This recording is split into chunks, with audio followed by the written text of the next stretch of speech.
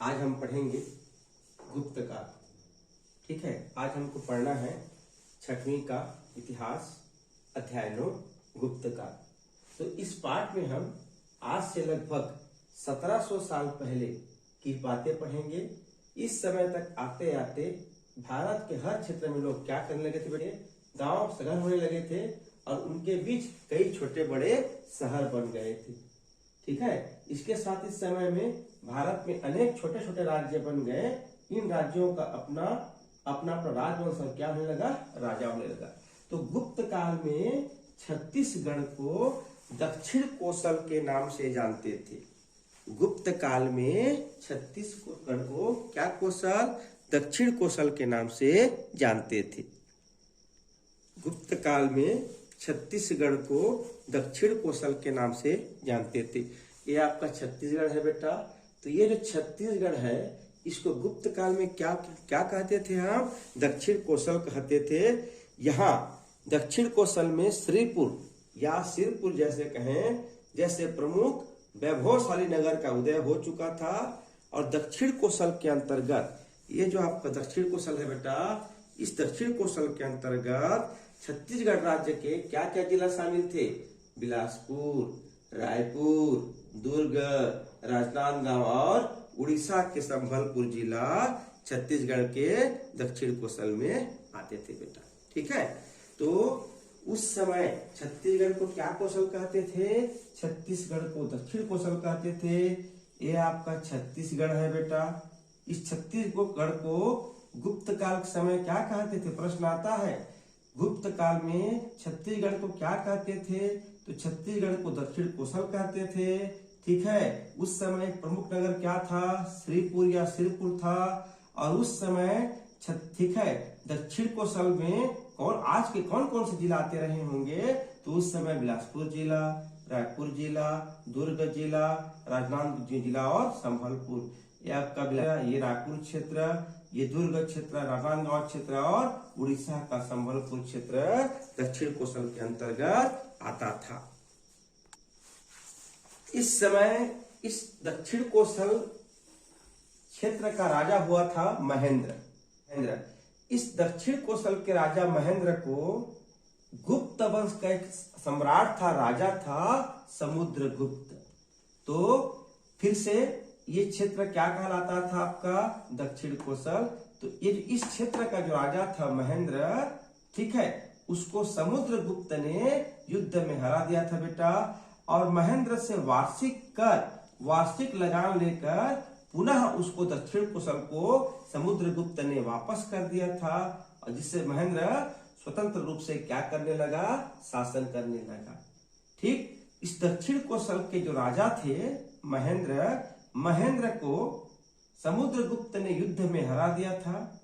हराने के बाद ठीक है, उसको उस राज्य को आप अपने में नहीं मिलाया, बल्कि वार्षिक लगान लेकर उस राज्य को वापस दक्षिण कोसल को महेंद्र को ही सौंप दिया। जिससे महेंद्र स्वतंत्र रूप से क्या करने लगा, शासन।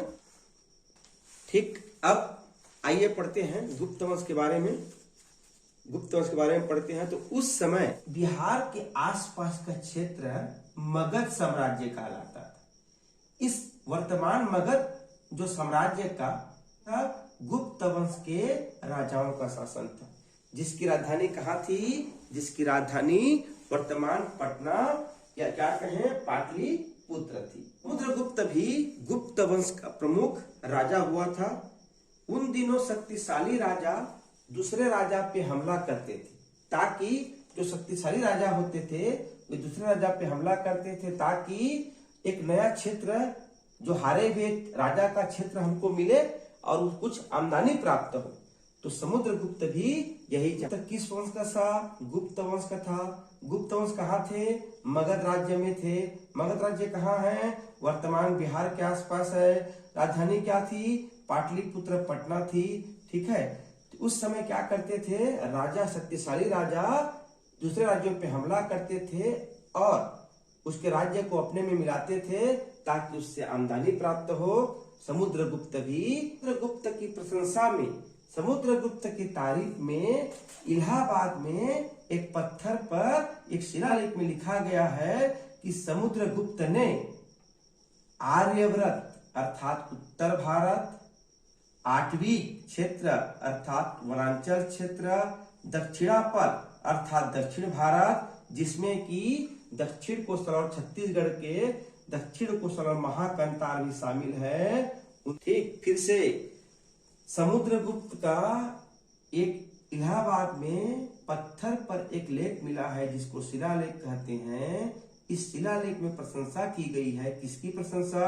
समुद्रगुप्त की। उसमें लिखा गया है समुद्रगुप्त ने आर्यवर्त को हराया, आटवीक क्षेत्र को हराया और दक्षिणापथ कितना शक्तिशाली राजा था। आर्यवर्त मतलब उत्तर भारत के राज्य, आटवीक मतलब क्षेत्र, दक्षिणापथ मतलब दक्षिण भारत जिसमें कि क्या क्या शामिल था। दक्षिणापथ में हम लोगों का दक्षिण कोसल और महाकंतार। ठीक, अब ये क्या किया? उत्तर भारत को हराकर उसको अपने राज्य में मिला लिया, लेकिन दक्षिणापथ को हराया और वहां के राजा से वार्षिक कर लिया और उसको स्वतंत्र राज करने को दे दिया। बेटा, उत्तर भारत को तो मिलाया लेकिन दक्षिण भारत को अपने राज्य में समुद्रगुप्त ने नहीं मिलाया। यहाँ के राजा महेंद्र को वार्षिक लगान लेकर राज करने को, अब महेंद्र वार्षिक कर के बदले इस क्षेत्र में स्वतंत्र क्या करने लगा? शासन करने लगा।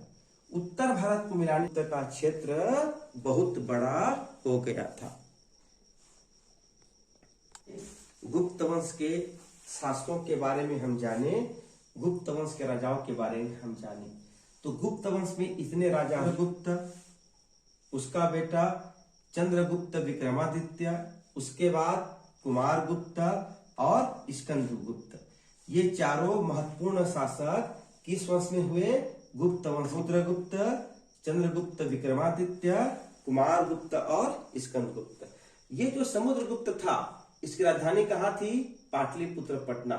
ये समुद्रगुप्त किनको किनको हराया था? उत्तर भारत आर्यव्रत को हरा दिया था, वन क्षेत्रों को हरा दिया था और दक्षिणापथ को हराया था। जिस दक्षिणापथ में हमारा क्या क्या था? दक्षिण कोसल और महाकंतार। ठीक है, तो यह केवल युद्ध ही नहीं करता था, योद्धा ही नहीं था बेटा, बल्कि यह कला प्रेमी था। जो समुद्रगुप्त योद्धा के साथ साथ कला प्रेमी था बच्चों। कुछ सिक्के समुद्रगुप्त के जारी हुए हैं, उस सिक्कों में समुद्रगुप्त को वीणा बजाते हुए दिखाया गया है। तो समुद्रगुप्त के बाद हुए चंद्रगुप्त विक्रमादित्य। इनका जो राज्य है बंगाल से कहां तक फैला था? गुजरात। लगभग 500 वर्षों तक इनका शासन चला बच्चों। और गुप्त काल का जो प्रशासन था, गुप्त साम्राज्य किसमें बांटा गया था? प्रांत और भुक्ति। राज्य और आज के राज्य कहें इसको प्रांत या भुक्ति में बांटा, फिर जिला और विषयों में बांटा गया था और जिला को फिर गांव में बांटा गया था बच्चों। तो गांव में शासन कौन करता था? ये लोगों की प्रमुख सभा गांव का शासन करती थी। तो हम या कहें गुप्त काल में स्थानीय स्वशासन को अत्यधिक महत्व दिया जाता था। अब अगले क्लास में हम लोग गुप्त काल के धर्म विज्ञान के बारे में पढ़ेंगे।